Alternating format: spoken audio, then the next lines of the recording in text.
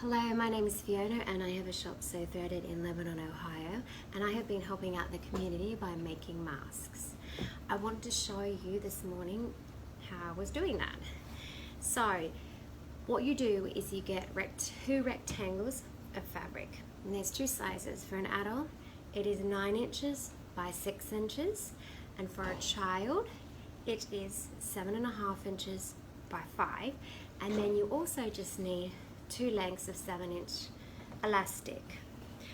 What then you do is you grab your outer sides of the fabrics and put your outer side of the fabrics together facing inwards like that, just flat down like that.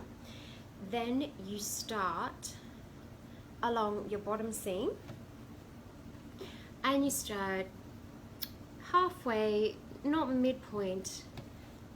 You start probably a third from the end, and the seam allowance in this, I just put my presser foot alongside of the fabric, and then all you do is you run along a little and reverse, obviously so it doesn't fall apart at the end, and then you stitch along this length here, and then when you come nearly to the corner you grab your elastic, you flip it in between the fabrics and have it just at the corner there. You run to the end of the fabric and then reverse back, and then you turn the corner, you run down over the elastic again and reverse back. Then you run all the way along that seam about an inch from the end, slide your other piece of elastic into the corner, and then you run over it, reverse back over it, just to keep it in place so it doesn't fall out.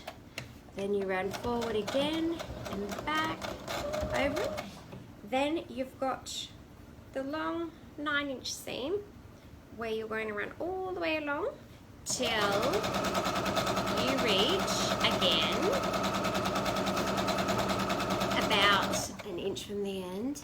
Then you tuck one end of your elastic into this corner in between the two pieces of fabric, then you run along and go back and then run along again, lift up your presser foot, then you swing it around, run along, back, run all the way down that side seam, an inch from the end again, find your little elastic and put it in the very last corner. Then we run down to the end, reverse, swing it around again. Now, we need about a 2-inch opening, so therefore we do probably another third and reverse back. So you have a little peeky hole now. It's very important so you can flip it in the right way. So we stitched, basically we started here where my finger is, we went along there, we put the elastic in between the two fabrics, went forward and reverse over it, turned the corner along there, did the same, ran along that whole 9-inch seam there. And as we go over the elastic, we go forward, reverse, and then turn the corner and do that again, just so it doesn't fall out or become loose. And then at the end, I ran along another third and I left this little peeky hole. Then you can pop your finger in between the two. You can loop around the elastic with your finger. You have them right here. And all you do is turn them in this way and pull them out. So you've got your little peeky hole down the bottom, and then you're left with this rectangle which has a solid backing, and I've got a cute pattern front, and I've got the elastic that goes around the ears. Although for the medical stuff I have been adding interfacing, which is like a filter, but I will not show you how to do that on this, but I will add the interfacing in between the lining and the outer layer to give them that extra protection. And I also have done pockets as an extra layer of lining so people can put paper filters in between. But they're a little bit more difficult. I'm just going to show you the basic one. So once you have the rectangle, we have to do like 3 pleats down here and 3 down here. You eyeball it, and all you do is just fold it, grab a pin, put it in. There's 1, 2, and what this does is when the wearer places it around their ears, the pleats in it will give it so it molds to your actual face, and it's not like sticking straight off. It'll mold around. And then we do 3 in the other side. I try, once you've done a lot of them for your family or for the community, you will eyeball these pleats extremely well of the width of them. And then what I do is I start, so there's my little pleats all pinned into position, and then I start down at the bottom where my little peeky hole thing is, and I slide it back underneath. And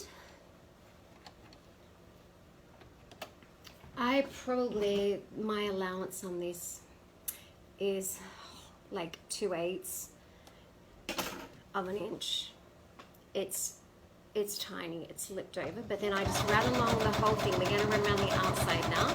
So I run along, I come to the corner, I lift up my presser foot swivel, take out my pin, I run straight along plate 1, keeping them all in place, plate 2, and then just maneuver them to make sure they're straight and not all falling apart at all.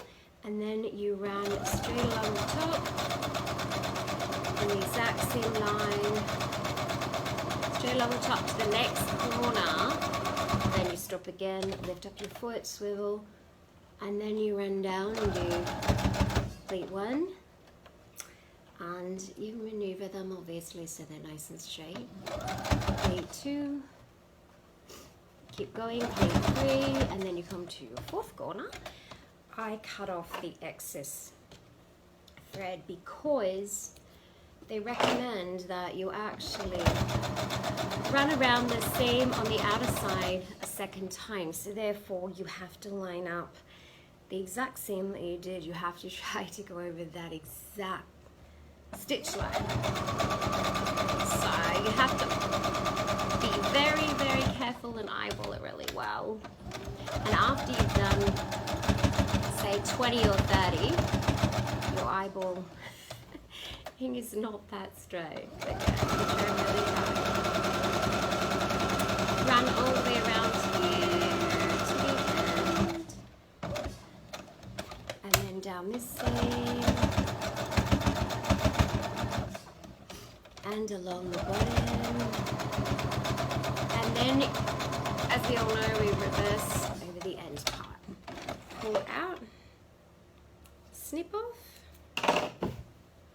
and there is our little mask. Super cute and effective as well. Thank you everybody for listening.